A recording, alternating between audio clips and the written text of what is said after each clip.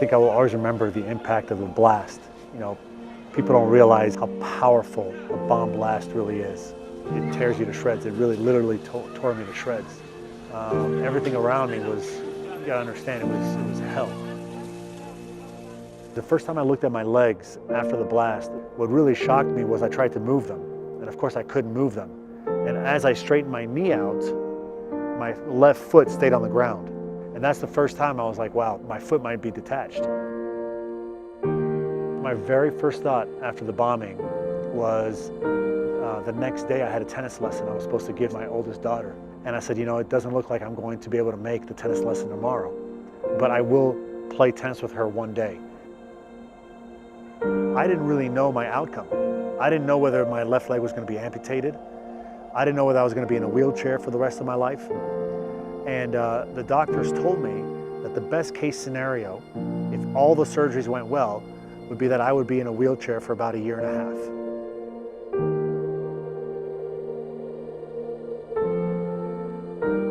I wasn't the most talented, but I had a work ethic and I had a strength and an approach to playing the game that was very physical. And so, of course, you know, you're happy to be alive, but you realize that your whole life is about to change.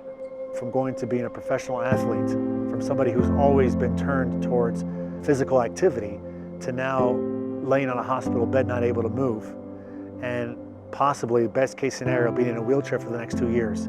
It's very humbling.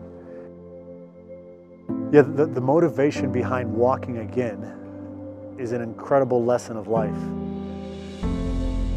You know, I'd go down on the weekends, I'd wheel myself into the training room, and every single day, you know, rehabbing, you know, 4 hours in the morning, 4 hours in the afternoon, and get on the NuStep machine.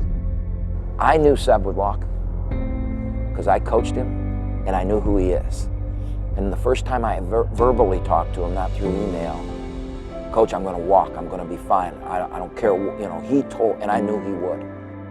I remember telling myself what an amazing lesson it would be for my girls if they saw their dad, you know, go from a hospital bed to a wheelchair, from a wheelchair to a walker, from a walker to crutches, from crutches to a limp, from a limp to running, from running to running marathons, to competing in triathlons. It's a wonderful lesson of life.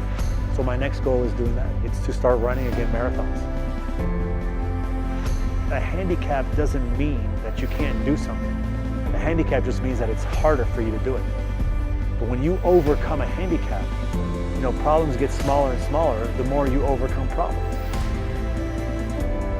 Life simplifies itself in the most beautiful ways.